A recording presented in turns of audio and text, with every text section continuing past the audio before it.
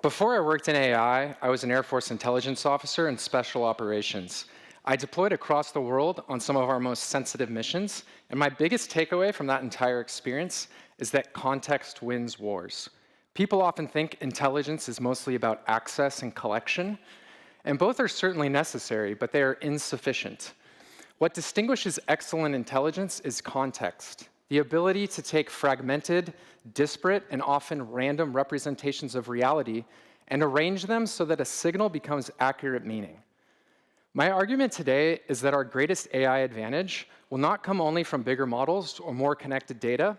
It will come from better context engineering, the still early discipline of ensuring that the right model gets just the right information at the right time, in the right form, and for the right purpose.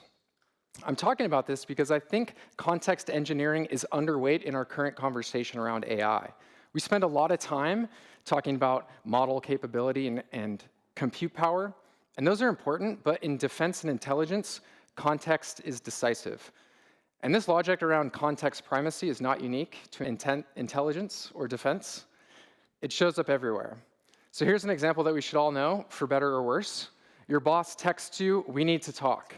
If you closed the deal of the year the prior day and the CEO praised you publicly, it probably means that you're getting a promotion. But if there were layoffs last month and you've missed your last two deadlines, the same word probably means, update your resume. And so the signal did not change, but the surrounding frame did. Context is not just more information, it is the right surrounding information arranged so that meaning becomes visible. Now extend this basic framing challenge to intelligence and defense, where the environment is messy, dynamic, and high stakes.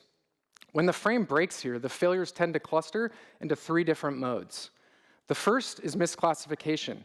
An anomalous signal is received, but the frame makes it look routine, or vice versa. Next is an assembly failure. The pieces exist, but never become a shared picture. And third is update failure. The institution keeps reasoning from an old frame after reality has changed. These failures look obvious in hindsight, but they're nearly invisible in real time. So we'll take a look at some historical examples of each. So on December 7th, 1941, radar operators at Opana detect a large formation approaching Oahu. The local frame at that time was Sunday morning, radar was a new technology, and American B-17s were expected from the mainland. So the contact looked explainable, probably friendly aircraft, right? But a different frame could have existed. The diplomatic crisis with Japan, warnings that conflict was near, and uncertainty about where Japan might strike. In that frame, the same radar returns much differently. The signal was accurate, but the frame made it look routine, and misclassification was the result.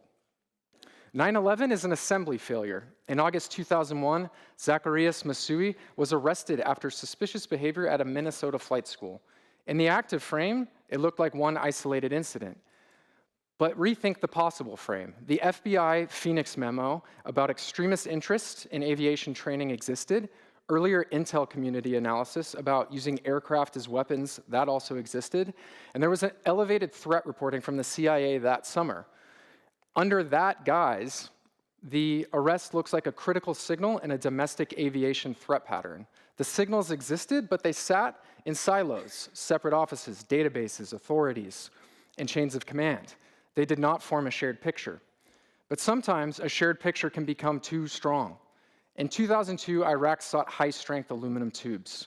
The dominant active frame was that Saddam Hussein had hidden weapons programs for years, obstructed inspectors, and after 9/11, underestimating a threat felt catastrophic. And inside that frame, the tubes looked like nuclear reconstitution. But another frame was possible. Analysts at the DOE and State Department argued that the tubes were more consistent with conventional rockets than centrifuges. That dissent did exist, but it was compressed and smoothed away until it lost relevance. The active frame became too durable. Ambiguous evidence kept reading as confirmation. The frame did not refresh. Across all these three cases, information was not the issue. It was the system's ability to classify, assemble, and then refresh the frame in time. Now, AI models are not immune to these challenges. What I've referred to as a frame up until now has a technical name. That's a model's context window. And these models inherit the same kinds of context failures. Pearl Harbor's misclassification failure shows up in AI as intent or routing errors. 9/11's assembly failure is context fragmentation. Iraq's update failure is confirmation bias. And this is key. A stronger model does not fix the fact that AI systems inherit the context problems of the institutions they deploy into. It can make the failure faster, more polished, and harder to contest. So the engineering question is not just about model capability, it's about the intentional design choices we make in crafting the context environment the model operates in. And that engineering question is now more urgent. On May 1st, 2026, the US military announced agreements with 8 of the leading AI companies to deploy advanced capabilities on classified networks. That is real adoption. That is important. But it also means that AI is entering environments defined by fragments, time pressure, competing frames, and buried descent. The natural technical response is better fusion, better retrieval, stronger models, and larger context windows. And all of that matters. But it does not answer the harder engineering question: what should the model see? In what form? At what moment? And for what purpose? And importantly, when does more context start making the system worse? And that, again, is context engineering, giving the right model just the right information in the right form at just the right time and for the right purpose. The goal is not maximum context. The goal is optimized context. We cannot treat context as a bucket to fill. Even when the current conversation in AI is about expanding context windows, and long context can be powerful, but when relevant information is buried, redundant, stale, or surrounded by distractors, performance can degrade. Critical signals can get lost in the middle of long documents.